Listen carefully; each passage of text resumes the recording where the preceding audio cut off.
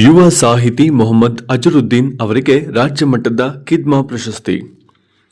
ಕ್ಯಾರ್ಪೇಟೆ ಕಿದ್ಮಾ foundation Karnataka ಅನ್ನದಾತ ಪ್ರಕಾಶನ ಹಾಗೂ ಮೈಸೂರು ಜಿಲ್ಲಾ ಕನ್ನಡ ಸಾಹಿತ್ಯ ಪರಿಷತ್ ಸಂಯುಕ್ತವಾಗಿ ನೀಡುವ 6ನೇ ವರ್ಷದ ರಾಜ್ಯ ಮಟ್ಟದ ಕಿದ್ಮಾ ಪ್ರಶಸ್ತಿಗೆ ಮಂಡ್ಯ ಜಿಲ್ಲೆಯ ಅಕ್ಕಿಹೆಬ್ಬಾಳಿನ ಪ್ರತಿಭಾವಂತ ಯುವ ಸಾಹಿತಿ ಶ್ರೀ ಮೊಹಮ್ಮದ್ ಅಜರುದ್ದೀನ್ ಅವರು ಆಯ್ಕೆಯಾಗಿದ್ದಾರೆ.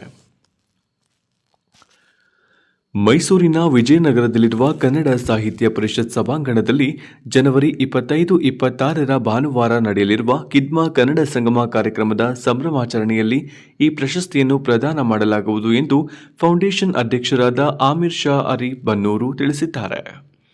ಮಂಡ್ಯ ಜಿಲ್ಲೆಯ ಕೃಷ್ಣರಾಜಪೇಟೆ ತಾಲೂಕಿನ ಅಕ್ಕಿಹೆಬ್ಬಾಳು ಮೂಲದ ಅಜರುದ್ದೀನ್ ಅವರು ಹಾಸನದ ಮಲೆನಾಡು ತಾಂತ್ರಿಕ ಕಾಲೇಜಿನಲ್ಲಿ ಶಿಕ್ಷಣ ಮುಗಿಸಿ ಪ್ರಸ್ತುತ ಬೆಂಗಳೂರಿನ ಖಾಸಗಿ ಕಂಪನಿಯೊಂದರಲ್ಲಿ ಇಂಜಿನಿಯರ್ ಆಗಿ ಕಾರ್ಯನಿರ್ವಹಿಸುತ್ತಾ ಇದ್ದಾರೆ.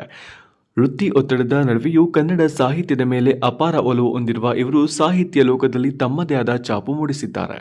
ಅಜರುದ್ದೀನ್ ಅವರು ಅಕ್ಕಿ ಆಚೂಕಿ, ನನ್ನ ವಿಳಾಸ ಕವನ ಸಂಕಲನ, ಸಂಜೆ ವಿಹಾರ, ಲೇಖನ ವಿಹಾರ, ಲೇಖನ ಸಂಕಲನ ಹಾಗೂ ಅಕ್ಕಿಹೆಬ್ಬಾಳು ಗ್ರಾಮದ ಇತಿಹಾಸ ಸಾರುವ ಹೇಮಾವತಿ ತೀರ ಪರಿಚಯ ಕೃತಿಗಳು ಈಗಾಗಲೇ ಓದುಗರ ಮನಗೆದ್ದಿವೆ.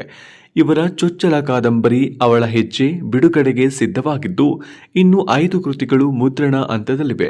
ರಾಜ್ಯ ಮಟ್ಟದ ಪ್ರಮುಖ ದಿನಪತ್ರಿಕೆಗಳಲ್ಲಿ 300ಕ್ಕೂ ಹೆಚ್ಚು ಲೇಖನಗಳು ಹಾಗೂ 150ಕ್ಕೂ ಹೆಚ್ಚು ಕವನಗಳು ಪ್ರಕಟವಾಗಿವೆ.